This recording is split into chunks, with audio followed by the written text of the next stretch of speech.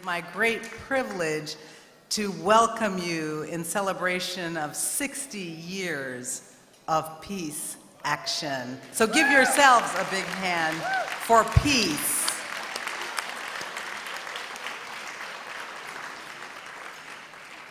It is so wonderful to see all of you here tonight. It is amazing for us to convene and gather here tonight at the Riverside Church in the city of New York. And it is so awesome to be able to stand here as the legacy of 60 years of peace action that traces its roots back to St. Freeze and the amazing work of the Reverend William Sloane Coffin. And Cora Weiss, who was a big part of that, so we'll be hearing more from her later. But for those who are newer to the peace conversation, let me just remind you about who William Sloane Coffin was, other than the pastor of this great church. He marched alongside Martin Luther King Jr. He was jailed as a freedom rider. He became one of the most outspoken voices in the Christian community for civil rights and for peace.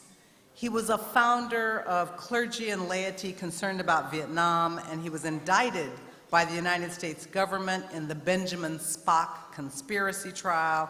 He was the first president of St. Freeze, the Campaign for Global Security, which lobbied for nuclear disarmament and was at the time the nation's largest peace organization. Obviously, yes, he was a chaplain at Yale University, and he was the spiritual leader of this church. So it is an amazing opportunity for us to remember him tonight at this 60-year anniversary gala. I just want to share some words from Reverend Coffin to center ourselves in this time that we're in, where somehow there's neither sanity nor freeze in quadrants around nuclear security. Nuclear weapons are immoral, counterproductive, and non-productive. You can't plow fields or build buildings with them. They don't create jobs. We're paying tax dollars for expensive, sophisticated machines that make weapons we hope we never have to use. So on this evening when we remember not only his work, but the great peacemaking work of so many others, I welcome you and thank you for your work in this important work for our world. And now it is my privilege to introduce to you an amazing man and a passionate peace activist who has worked for peace and justice for 32 of our 60 years. Ladies and gentlemen, please join me in welcoming the National President of Peace Action, Kevin Martin.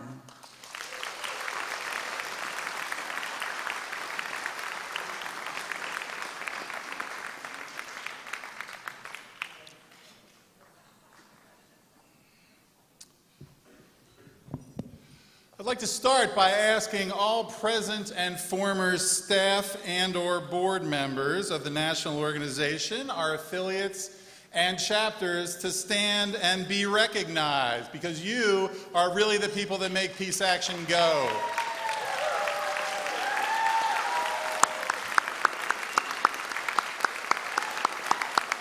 I could name all of you, but it would take more of my 5 minutes than I'm supposed to give up. I'd also like to introduce two people that are part of my personal support network, my brother Christopher and my daughter Maya, who are here tonight. If they would both stand up. And you'll see they're almost as tall as me, so you'll see when they stand up. There they are, over here. So I have to say, I had almost nothing to do with putting together this evening. The person who deserves the most credit is Aziz right over here, and the fantastic folks here from New York State Peace Action. But when I looked at the roster of people that are here tonight, Medea Benjamin, Barbara Lee, who was the only member of Congress who was smart enough, and she's still the smartest member of Congress, to know 16 years ago to vote against the war in Afghanistan. Our student peacemakers from Hofstra University. LaDonna Brave Bull Allard here at the front table. And Ben Cohen. And I looked at this roster and I said, this is the coolest assembly of peacemongers on the whole planet this evening. Where else would anyone rather be than tonight here at Riverside Church? Some of you may know that this was not the original venue for this event, but I was very glad when it was moved here.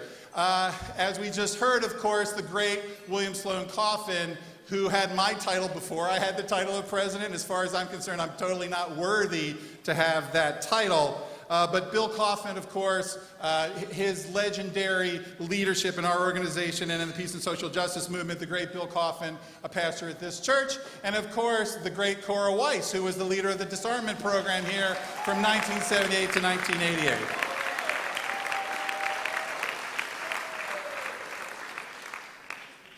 But for me, the portrait of the man out in the foyer there is one of the reasons that I'm most happy to be here tonight.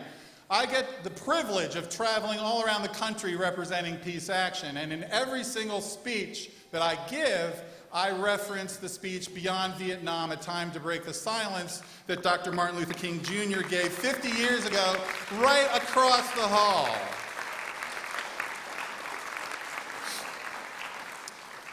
Every once in a while, I will sit by myself and read or listen to King's speech, and I usually weep every single time. And if I had more time, I could probably recite about 12 or 15 passages that just hit me in the heart every single time that I look at it. But the most important part that animates my work, and I think about this every single day, is King's denunciation of the giant triplets, or the triple evils of racism, militarism, and economic exploitation.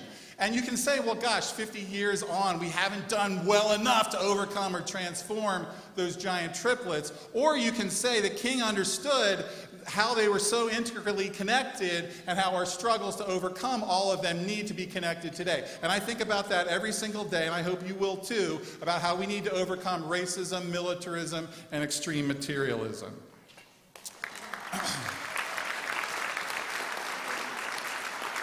So often when I go around the country speaking to student groups or other peace groups, they're relatively small audiences, 30, 40, 50 people. And I started going around the room and asking everybody to say one word about how they feel about the state of the world or the state of our country. And we're in too big of a crowd to do this tonight. But since the person who occupied the White House earlier this year, usually most of those one-word answers are fairly downbeat. But the word that I usually use is either resolute or determined or something like that. But a couple of weeks ago, the word that I would have used would have been drained. Just 2 weeks ago, our president stood at the UN on the other side of Manhattan and threatened to kill 25 million people in North Korea. Now that morning, I started to turn on the television to watch Trump at the UN, and then I remembered that I had a dentist appointment. I was never so happy to have a dentist appointment that I didn't have to watch Trump. So I went to my dentist appointment, and my tooth was fine.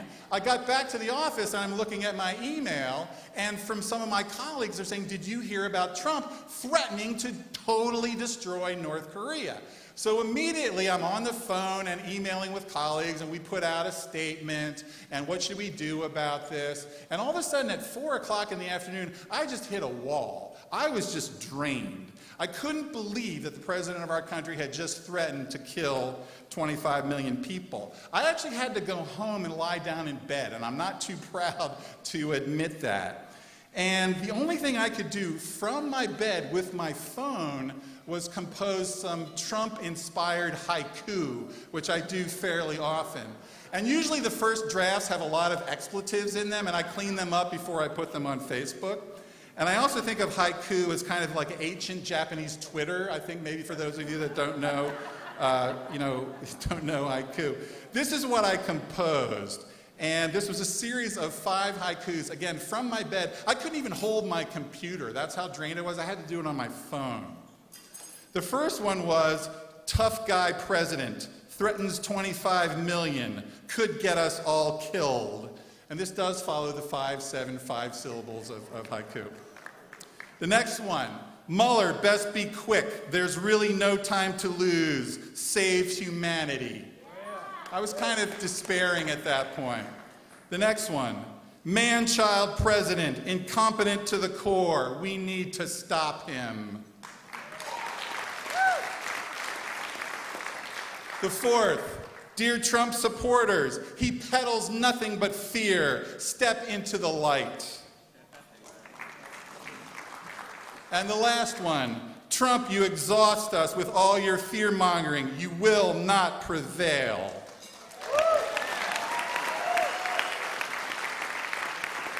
After that, I was finally able to get out of bed. And I'm not just saying this because I think these haiku are brilliant. I'm sure my Japanese colleagues would laugh at these, right?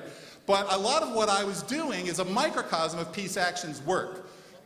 Transitioning from fear to hope and empowerment and action. And that's what the people of Peace Action do every single day. And that's what we're here to celebrate 60 years tonight. Moving from fear to hope and action. Because the bad guys, that's all they have is fear. We have alternatives, we have solutions, we have hope, and we have action.